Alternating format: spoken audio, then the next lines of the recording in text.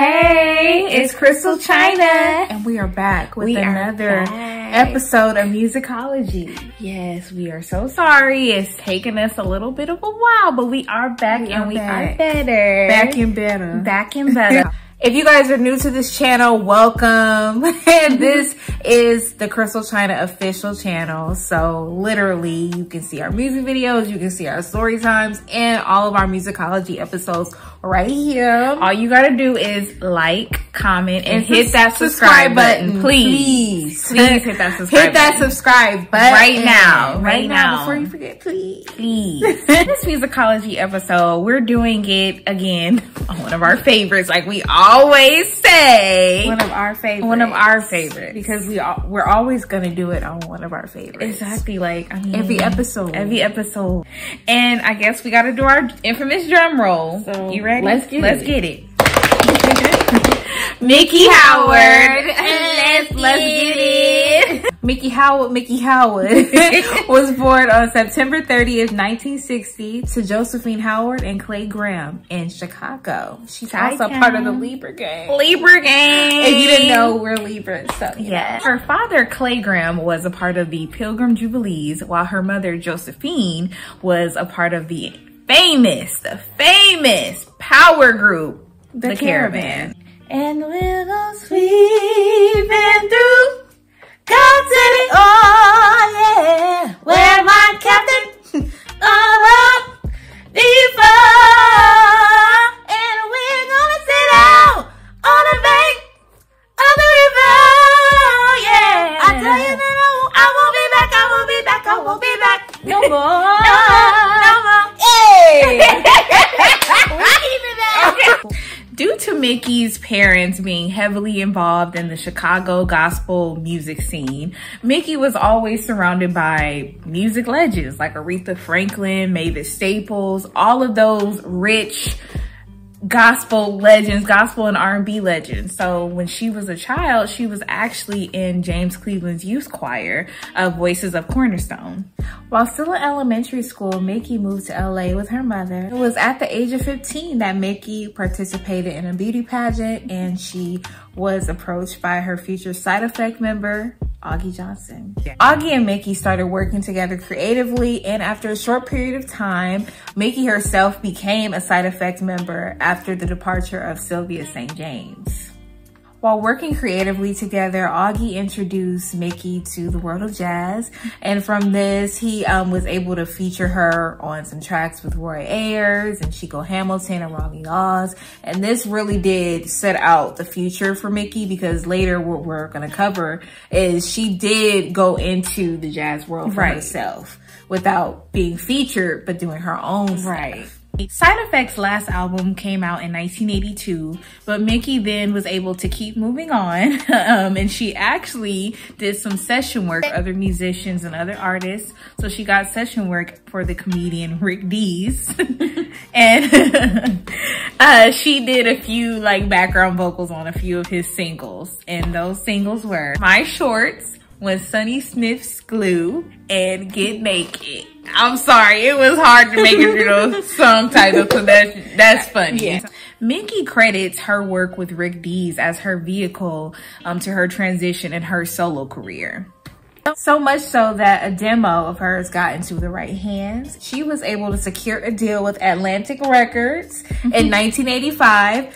She then went on to record her solo debut album, Come Share My Love, which released in November of 1986. The title track from the album was actually the first single, Come Share My Love. My jam. My jam. My jam. That is our song. First of all, you know, like that's, you know how they always say like Anita Baker, like she be making like songs you clean up to on Saturday mornings. That's also another like morning song for us. Definitely like is. It just is. There's a light that can not shine until you come into my life and love reveals you will be the one for me.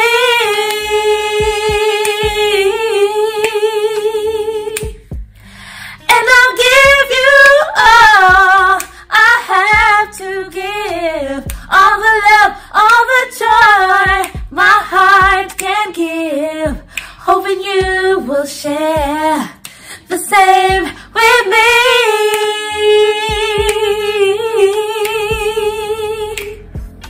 Come share my love. Come share my love. Come share my joy. Come share my joy. Share my love. Won't you come share with me, pretty baby? Come into my life. Share my love. Woo! We love that song. On the Come Share My Love album, Miki also did a remake of the pop standard Imagination, which is a single that she did fight hard to include on the album. She got her way, honey. She didn't stop. Right. Miki's second solo album, 1988's Love Confessions, also gave her another top 5 R&B hit with Baby Be Mine, which is another one of our favorites. Another one. I freaking love that song. Yes. Almost got me cursing. Okay, I love that song. This is a clean show. I can't curse. Can't curse. Can't curse. She cuss. Yeah. Should've seen it at the time. Words left unspoken. Only gave you a token of my love. Ooh. Yeah. Take a second chance and see what you're missing. I'm just somebody you don't know as well as you think you do. Period.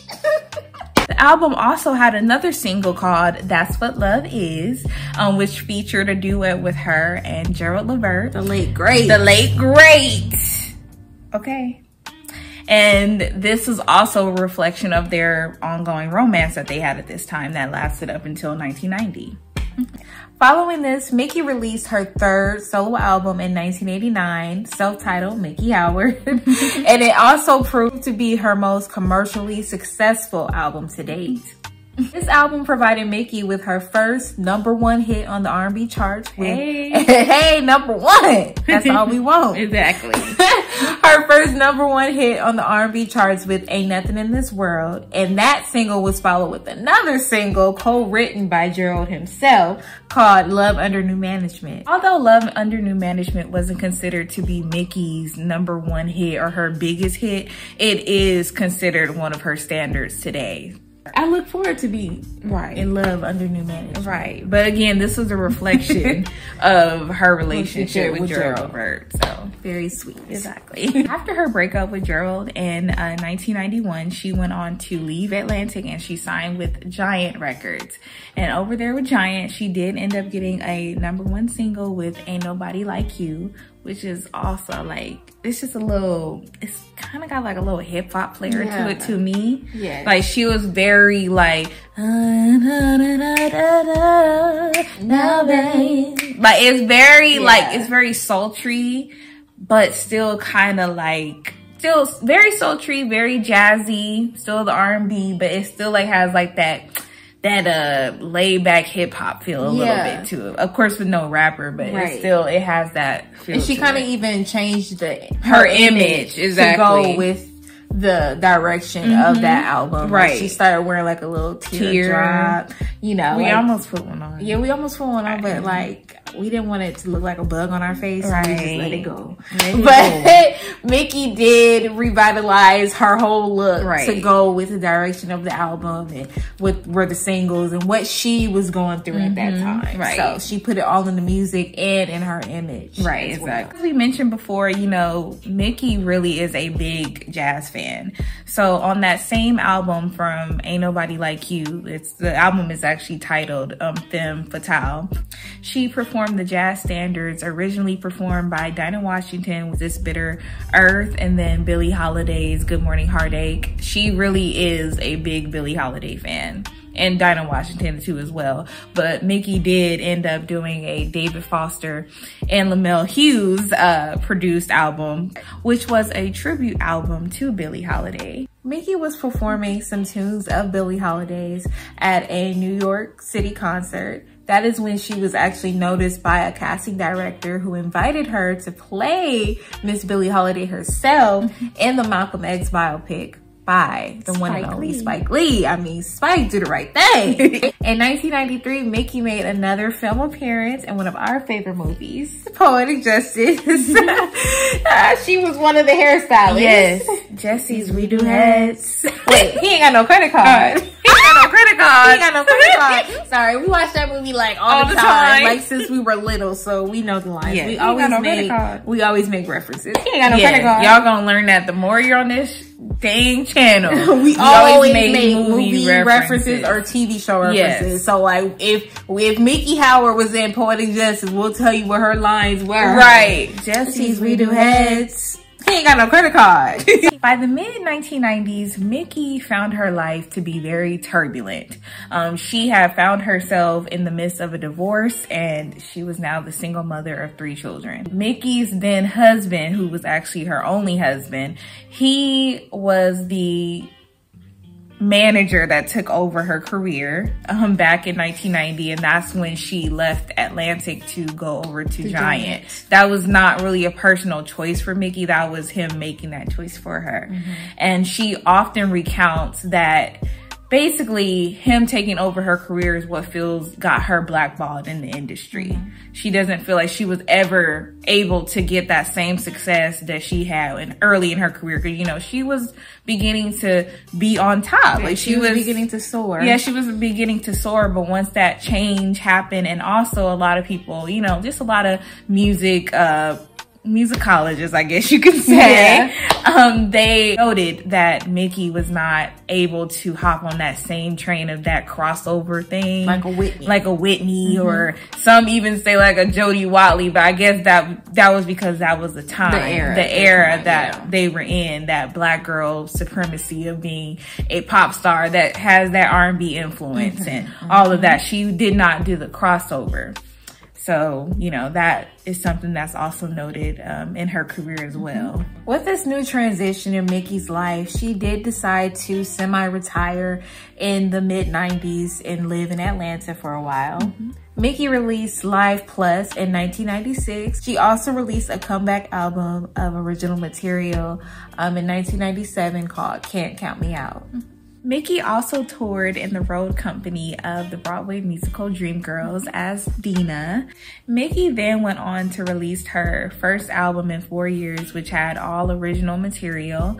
And that album was called 3 Wishes, and she released that in 2001. And that album received excellent, superb reviews. Even earned her a Grammy nom. Okay. Miki did not win this Grammy. She still counts this as a great comeback for her music because it gave her a mark that she was still doing the right thing. Exactly. And she was doing the right thing musically, especially since that was an album of all original material. It wasn't like she was doing a cover. That was her. Her original music. Returning to her jazz roots, Miki collaborated with guitarist Norman Brown on his album Not Like You Do in 2003. That album, Not Like You Do, earned Brown a Grammy in 2003 as well. As of today, Miki is still performing. Still working. You know, I think it was her Unsung episode that really opened Crystal and I up to her music. Right. And we were like 13. Yeah, 14. We were very young when that Unsung episode came out. So all these years later, still being influenced by her music. Like, we love Miss Miki Howard. We've had the opportunity to be around her several times. Yes, we have. And she noted that we love real music. Right. So Hi, Miss Howard. If you're watching. Hi, Miss Howard.